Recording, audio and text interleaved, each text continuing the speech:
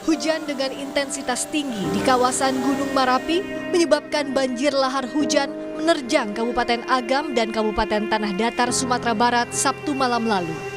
Dengan derasnya banjir, tempat tinggal hingga kendaraan warga hanyut terbawa arus. Bencana itu dipicu hujan yang mengakibatkan luapan daerah aliran sungai yang berhulu dari Gunung Marapi. Banjir yang datang di malam hari itu tak hanya mengakibatkan kerusakan di permukiman warga serta infrastruktur vital seperti putusnya jalur utama yang menghubungkan Padang Bukit Tinggi, namun terjangan banjir juga menimbulkan korban jiwa.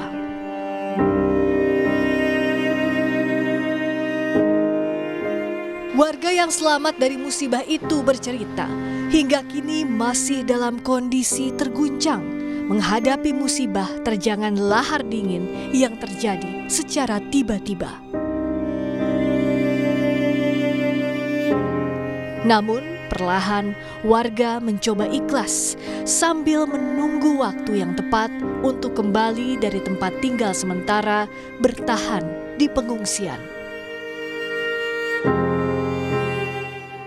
Kami mungkin shock, jadi sekarang itu karena kita posisi lagi berduka, memang menyiapkan mental lah. Betul-betul keikhlasan, betul-betul ikhlas, seikhlas-ikhlasnya. Di tengah bencana, warga bergotong royong membersihkan puing hingga coba mencari sanak saudara dan kerabat. Hingga kini, tim SAR gabungan fokus untuk menyisir daerah terdampak guna mencari korban hilang. Antara lain lewat pendataan dan pemetaan untuk menentukan titik-titik yang terindikasi terdapat korban. Hingga Senin siang, 41 warga tercatat meninggal dunia dan 17 hilang. Tim Liputan Kompas TV.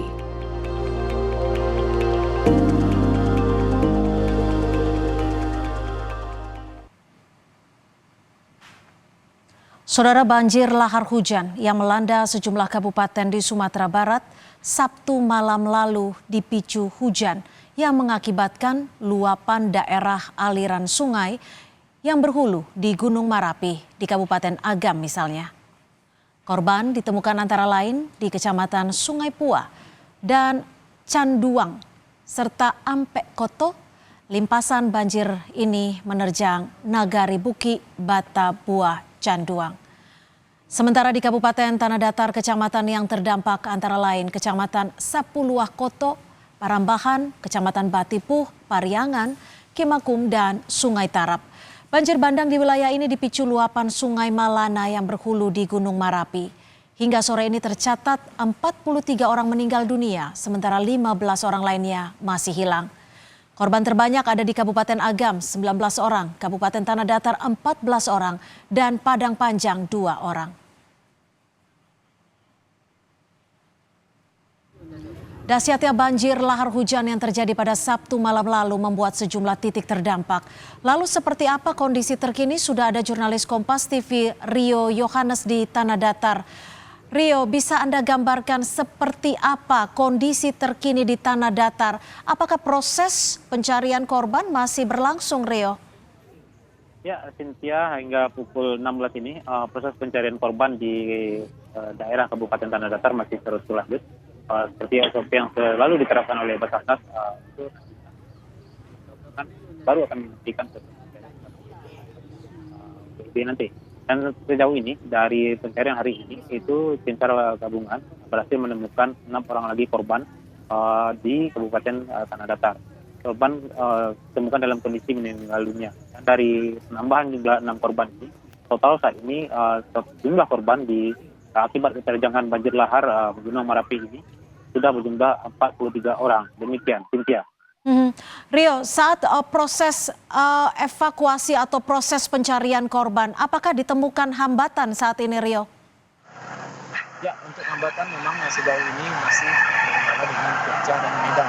Seperti yang di daerah aliran sungai Barat Anai, ini karena bibir sungai terlalu lebar dan juga arus deras, cadas-cadasnya besar dan juga ada cekungan yang ke dalam hingga 3 meter ketinggiannya. Ini sedikit menyulitkan petugas dalam melakukan penyisiran sepanjang aliran sungai. Dan menyikapi hal ini untuk menutupi kekurangan ini, tim SAR gabungan menambah jumlah personil. Pagi itu pencarian dilakukan dengan 80 orang dengan melakukan penyisiran perahu karet dan penyisiran secara manual berjalan kaki di pinggiran sungai, di kanan pinggiran sungai. Dan alhamdulillah pencarian dilakukan. Dari 6 korban yang berhasil ditemukan pada hari ini, 1 diantaranya merupakan yang ditemukan di daerah Batang Anai tersebut. Demikian, Cynthia. Lalu bagaimana dengan rumah warga yang terdampak dan hingga saat ini berapa orang atau warga yang mengungsi, Rio? Ya, Cynthia dan juga saudara, untuk terkait dampak terhadap warga, seperti yang saya melaporkan ini, saya saat ini berada di Nagari Pandai Sike, tepatnya Jorong Paku, ini di daerah Kabupaten Tanah Datar. Di sini masih saja proses yang dilakukan oleh petugas gabungan adalah membantu pembersihan material sisa terjangan lahar dingin. Dan di sini tidak hanya petugas untuk mempercepat, warga pun ikut membantu. Mereka juga mengambil peran di dapur umum, sehingga kinerjanya saling bahu-membahu untuk mempercepat proses pembersihan di daerah yang terdampak. Dan dalam pembersihan ini memang warga dihentikan.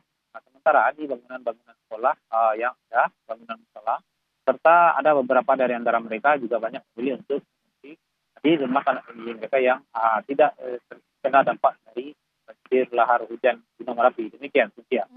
Lalu untuk di kawasan wilayah Kabupaten Tanah Datar ini, apakah banyak logistik yang masih dibutuhkan warga dan bantuan sudah sampai di sana belum, Rio? Ya, Cynthia, terkait bantuan logistik seperti tempat saya melaporkan ini di Jorong Pagu-Pagu, dari Pandai Sike, ini tadi juga sudah lewat mobil untuk membawa bantuan. Bantuan sudah datang, silih berganti, masih sekitar bantuan logistik. Dan tadi saya lihat masih satu mobil pickup yang masuk ke daerah ini untuk membawa kasur untuk keluarga yang mengungsi di fasilitas umum. Dan untuk sejauh ini konsumsi makanan ini sudah cukup mencukupi karena di sini mereka juga dibantu oleh warga-warga yang lain menyumbangkan bahan makanan mereka untuk di dapur umum. Demikian, Cynthia. Rio, untuk curah hujan sendiri seperti apa? Adakah imbauan bagi warga untuk tetap waspada mengingat ada dugaan akan terjadi susulan banjir lahar hujan?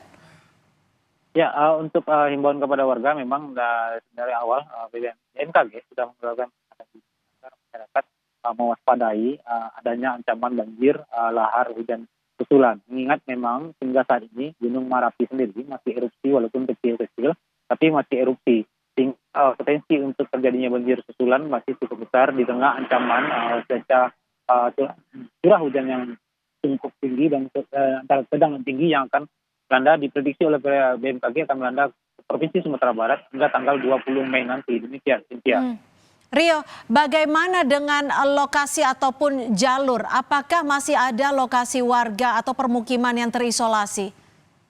Ya, Cynthia, untuk warga yang terisolasi hingga saat ini, hingga petang ini memang ada satu daerah, satu nagari di Kecamatan Sapulo Koto di Kabupaten Tanah Datar ini yang terisolasi karena memang salah satu akses mereka itu hanya cuma satu jembatan yang pada minggu malam itu jembatan yang menjadi akses satu mereka ini terputus.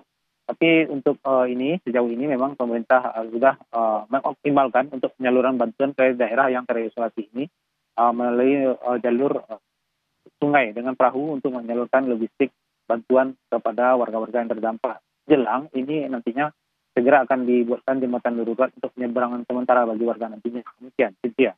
Baik, terima kasih atas laporan Anda, jurnalis Kompas TV Rio Yohanes melaporkan langsung dari Kabupaten Tanah Datar, Sumatera Barat. Selamat kembali bertugas, Rio.